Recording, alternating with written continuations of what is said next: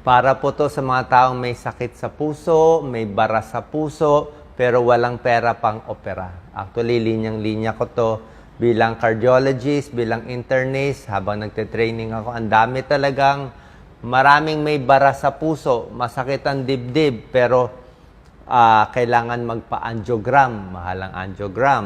Yung angioplasty, yung maglalagay ng wire sa singit, bubuksan yung ugat, lalagyan ng parang spring or stent, mahal din yon. Abot ng mga 500,000 yon or more. Tapos kung barado talaga yung ugat, yung mga triple bypass, quadruple bypass, mahal din yon, million din, wala talagang libre. Pero meron tayong good news sa ilang mga pasyente.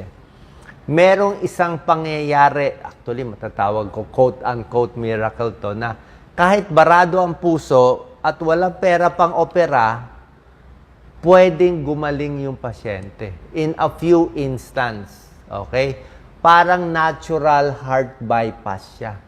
Okay? Hindi to fake, hindi to magic, hindi to panloloko. Tunay po to nangyayari. Actually, nasa picture na to yung natural heart bypass eh. Kung nakikita nyo lang eh. Pero baka mahirap nyo maintindihan tong picture na to. Mamaya, explain ko. Barado yung main ugat. Ito yung angiogram to. Ito yung tatlong malaking ugat. Barado. Pero kahit barado tong ugat, ine-expect namin yung pasyente, dapat nakaratay na, hindi na makagalaw. Pero itong pasyente, walang sintomas, malakas, tumatakbo. Okay. So, bakit baradong-barado ugat niya? Dapat operahan na siya, pero wala siyang sintomas, parang okay na okay siya. Alam niyo bakit? Meron siyang natural na ekstrang ugat na binigay ng Diyos sa kanya. Ayan yung mga ekstrang ugat. Pakita mo nga, Doc Lisa.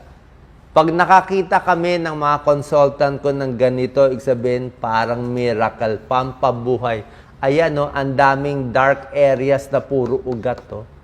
So, barado nga yung main highway niya, parang EDSA yan, barado, pero yung daanan niya sa Guadalupe, sa Ortigas, sa Cubao, lahat, sa Shaw, bukas lahat. Lumaki pa yung daanan niya sa Shaw, sa Ortigas. Kaya, kahit barado yung EDSA, walang traffic, paano? Lilipat lang yung dugo eh. So, nawalan ng daanan dito, pero lilipat lang. Yung iba dumaan dyan, no? Kaya dumami siya. Mas malinaw na picture. Yan, no? Ito yung mga ugat natin sa puso. So, ito nagbara bigla, na heart attack siya, wala siyang extra natural highway. Wala siya nitong collateral. Walang oras na bara eh. Kaya ito kita mo, namuti na heart attack, namatay yung puso, nangitim, nagkalyo, nagpeklat, pwedeng mamatay yung pasyente. Pero itong kabilang pasyente, mas swerte. Unti-unti nagbara tong ugat niya, same ugat, pero kita mo, meron siyang extra highway. Ang daming extra, 1, 2, 3, 4, 5, 6, 7. Ang dami niyang extra daanan. So kahit nag-block yung EDSA niya, ang dami niyang daanan sa side, ang ganda. So tuturuan ko kayo, bakit may pasyenteng sinuswerte na nagkakaroon nitong extra collateral, ang tawag namin yan bilang cardiologist, at may pasyente na, sabihin natin, hindi gumagawa, na medyo mas hindi swerte. O, kaya ito mahaba buhay ng pasyente, may collateral. Ito hindi mahaba. At magbibigay tayo ng tips, paano paparamihin to. Okay, paano paparamihin itong natural ugat na dapat maliit na maliit lang yan. Actually, may ugat talaga yan. Maliit lang. Kumbaga kung ito EDSA, dapat yung mga daanan sa tabi, let's say yung Shaw, dapat mga 1 lane lang yun normally. Pero may tao, yung daanan na extra niya, hindi 1 lane, naging 2 lane, 3 lanes din. No? Ang lalaki na. Oh. Nakita na nga sa angiogram, ayan, no? Ang dami niyang extra daanan. Lusutan. So, explain ko muna sa inyo, ito yung healthy na puso, may konting bara na ng taba, cholesterol, ito mas marami ng bara. Bakit nagbabara muna yung puso natin? Mas maganda nga, hindi magbara eh. So, dahil sa sigarilyo, number 1, high blood na hindi ginagamot, diabetes na hindi ginagamot, maraming matatabang pagkain, high cholesterol, stress, may nakakabara din, at overweight, at lahi. Kung ang magulang nyo, maaga nagkaroon ng sakit sa puso, nasa dugo eh. So, nasa dugo nyo, maaga nagbabara ito. So, oras na magbara yan, chest pain ang sintomas. Usually, 5 to 15 minutes, sasakit ang dibdib pag napapagod, akyat ng palapag, 1 to 2 floors, sasakit yan. Ito yung tunay na sakit sa puso. Yan. Ganyan na itsura, Levinsay. Pag tinuturo isang daliri, hindi ito sakit sa puso. Itong A lang ang sakit sa puso. Pwede na rin itong B. Itong C, minsan pwede rin dito sa kaliwang braso. Pero pag tinuro, hindi na yan sakit sa puso. So, A, B, C, sakit sa puso. Normally, pag may bara yung ugat, pag nakita sa angiogram, ang gagawin ng mga cardiologist at yung mga cardiovascular surgeon, either lalagyan ng stent, angioplasty. Ayan o, barado, nilagyan ng spring para ibuka. O, okay rin to, maganda to, mahal lang. Okay, pero pwede to, life-saving yan. Ito, mas sure. Ngayon, kung maraming ugat ang barado, 3, 4, at sira-sira na yung mga ugat masyado, sasabihin ng doktor nyo, hindi na kaya lagyan ng maraming stent o spring. Diba? Sobra na dami ilalagay. Kailangan na i-bypass. Ibig sabihin, bubuksan yung dibdib, kukuha ng ugat dito sa paa, tapos magduduktong na lang. Iduduktong nila mula doon sa walang bara, tapos ilalampas nila doon sa may kasunod. Parang gagawa siya ng paikot. Kung yung EDSA na parang barado, igagawa siya ng isang lane na paikot. Diba? Pero ang problema lang dito, bubuksan ng dibdib. So, major operation. May konting risk yun. Diba? May risk yun. Okay? So, ito yung sinasabi ko. May taong swerte, kahit barado, may maliliit na ugat na collateral. Ayan, no? Pero medyo maliit pa to. Ibig sabihin, may mga ibang daanan. So, kahit nagbara to, hindi pa mamamatay itong part ng puso kasi meron pang dugo na nagbibigay ng buhay konti. Okay? Collaterals, tunay po yan. Natural bypass tawag natin dyan. Okay? Ano yung mga bagay, ito pa isang example. Oh. Dapat maliit lang yung daanan. Oh.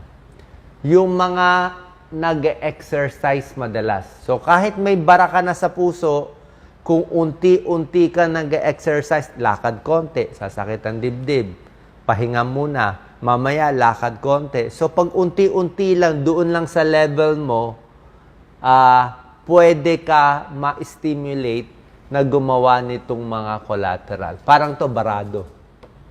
Kahit barado yung isang ugat, dahil nag-exercise ka, dadami ang blood flow. Pag dumami ang blood flow doon sa maayos na ugat, mapipilitan lumaki itong ibang daan.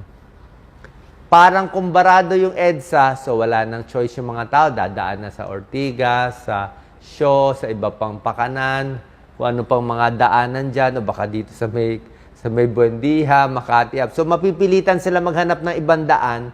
So, itong mga ibang daan na dinadaanan nila, lumalaki.